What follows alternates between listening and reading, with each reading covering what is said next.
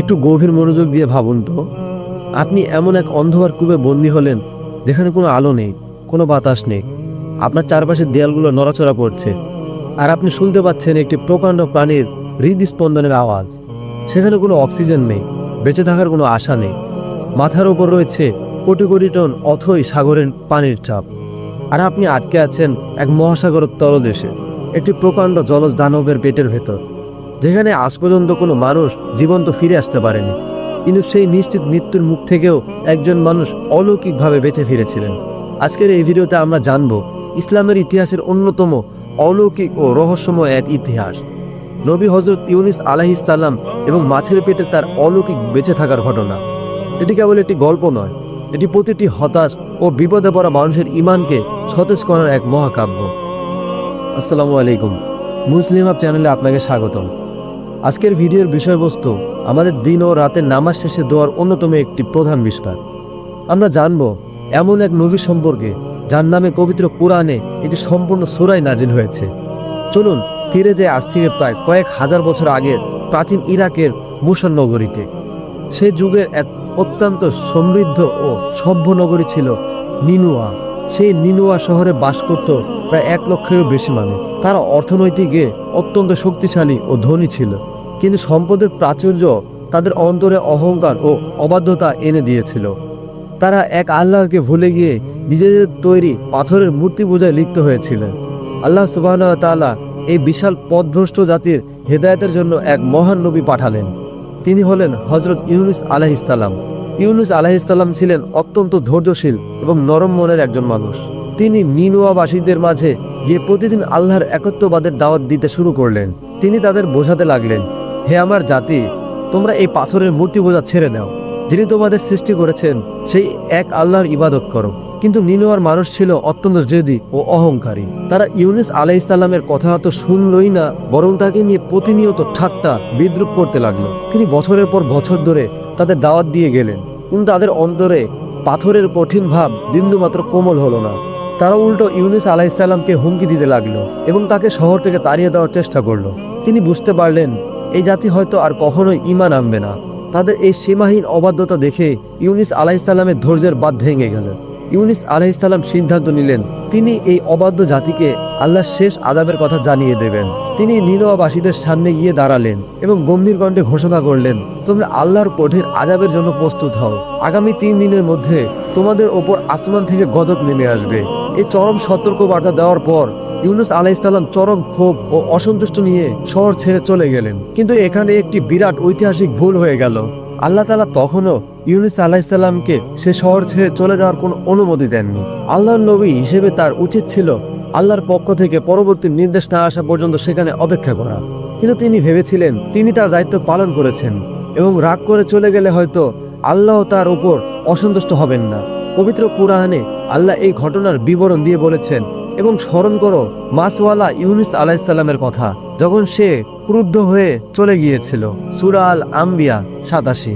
সে মনে করেছিল যে আমি তার উপর ক্ষমতা প্রয়োগ করব না। ইউনুস আলাইহিস সালাম শহর ছেড়ে চলে যাওয়ার পর দিনটি ছিল অত্যন্ত রহস্যময়। নবীজির চলে যাওয়ার পর নিনুয়ার আকাশে কালো বিষাক্ত মেঘ জমতে শুরু করলো। বাতাসের তাপমাত্রা ধীরে ধীরে বাড়তে লাগলো এবং চারপাশ অন্ধকারে ছেয়ে গেল। নিনুয়াবাসীরা বুঝতে পারল তাদের নবীর দেওয়া সেই আযাবের ঘোষণা সত্য হতে চলেছে।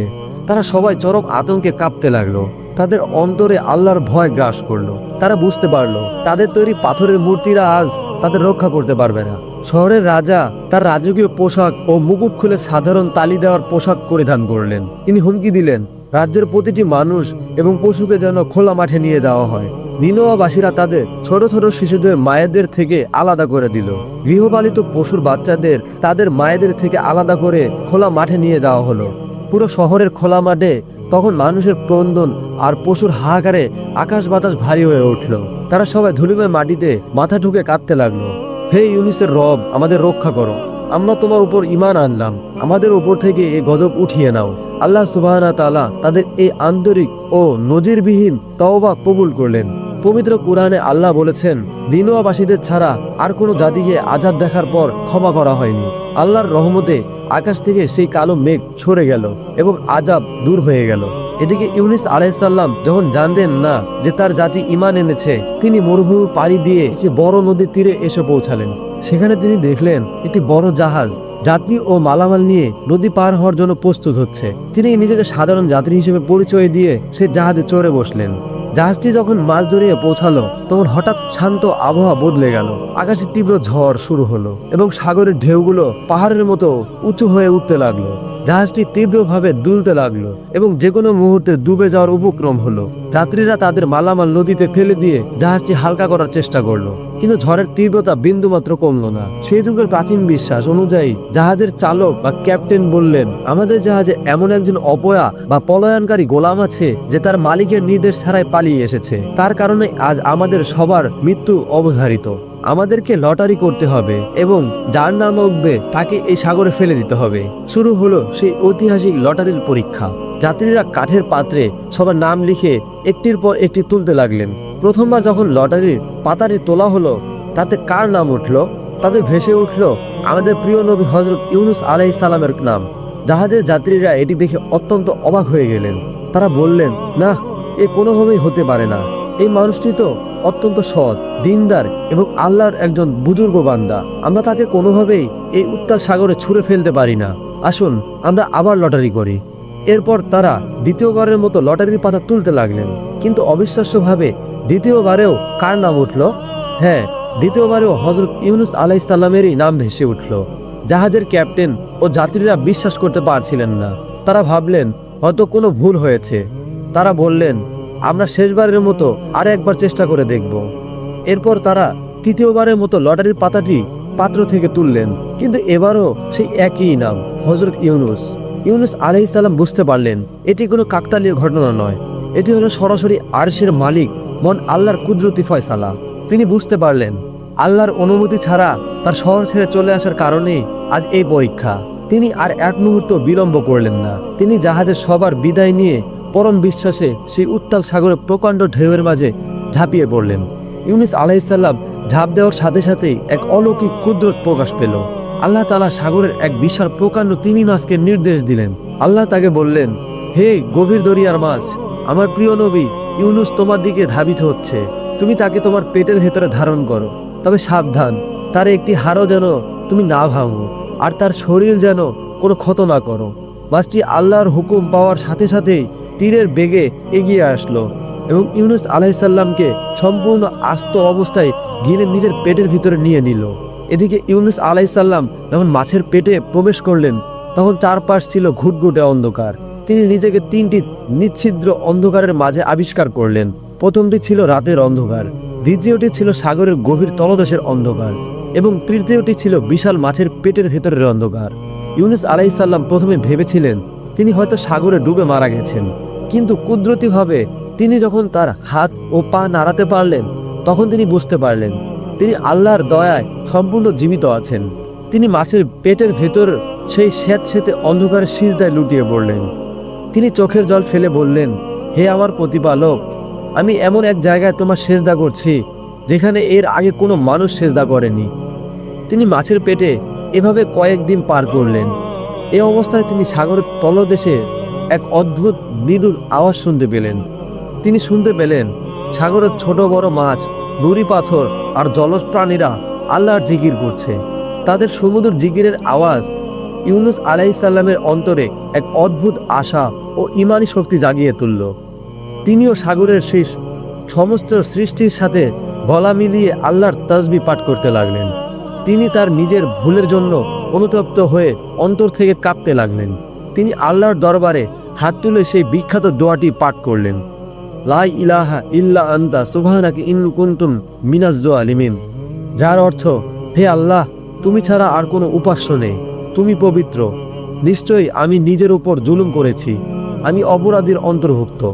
আসমানের ফেরেশতারা যখন সাগরের তলদেশ থেকে ভেসে আসা এই সমুদ্র কান্নার আওয়াজ শুনতে পেলেন, তখন তারা আল্লাহর দরবারে বললেন, হে আমাদের রব, এটি তো কোনো পরিচিত ইমানদার বান্দার আওয়াজ, যিনি চরম বিপদের মাঝেও তোমার গুণগান গাইছেন। আল্লাহ তাআলা বললেন, হ্যাঁ, এটি আমার প্রিয় বান্দা ইউনুস। ফেরেশতারা আল্লাহর দরবারে ইউনুস আলাইহিস সালামের মুক্তির জন্য সুপারিশ করলেন। দয়ালু আল্লাহ ইউনুস আলাইহিস সালামের এই আন্তরিক তওবা এবং দোয়া কবুল করলেন। তিনি সেই বিশাল মাছটিকে নির্দেশ দিলেন ইউনুস আলাইসাল্লামকে নিরাপদে তীরে উগড়ে দেওয়ার জন্য। মাছটি আল্লাহর হুকুমে ইউনুস আলাইসাল্লামকে একটি জনমানবহীন বালুময় তীরে উগড়ে দিল। দীর্ঘদিন মাছের পেটে থাকার কারণে ইউনুস আলাইসাল্লাম অত্যন্ত দুর্বল ও অসুস্থ হয়ে পড়েছিলেন। মাছের পেটের ভেতরে তীব্র অ্যাসিডের কারণে তার গায়ের সমস্ত চামড়া উঠে গিয়েছিল। তিনি উঠে দাঁড়ানোর মতো শক্তি হারিয়ে ফেলেছিলেন। আল্লাহ তাআলা তার এই অসুস্থ প্রিয় নবীকে ছায়া ও রোদের হাত থেকে বাঁচাতে সেখানে অলৌকিকভাবে একটি লাউ গাছ বজিয়ে দিলেন। সেই লাউ গাছের বড় বড় পাতাগুলো ইউনুস আলাইসাল্লামকে রোদ ও ক্ষতিকর মাছি থেকে রক্ষা করতে লাগলো। আল্লাহর হুকুমে একটি বুনো ছাগল প্রতিদিন সকালে ও সন্ধ্যায় এসে তাকে দুধ খাওয়াতো। ধীরে ধীরে দুধ পান করে এবং আল্লাহর কুদরতির চিকিৎসায় ইউনুস আলাইসাল্লাম সম্পূর্ণ সুস্থ হয়ে উঠলেন। সুস্থ হওয়ার পর আল্লাহ তাকে আবার তার নিনুয়া নগরীর অধিবাসীদের কাছে ফিরে যাওয়ার নির্দেশ দিলেন।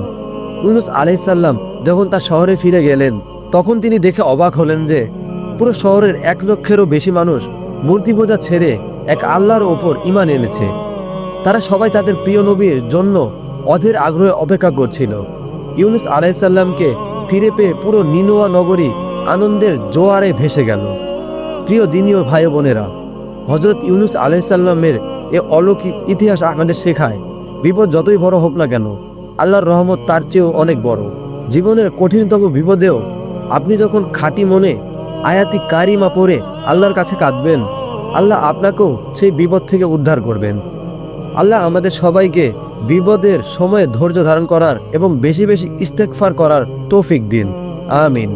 নিয়মিত এমন ইমানি দীপ্ত ও হৃদয় স্পর্শে রিমাইন্ডার পেতে আমাদের মুসলিম হাব চ্যানেলকে সাবস্ক্রাইব করে রাখুন। ধন্যবাদ। আসসালামু আলাইকুম।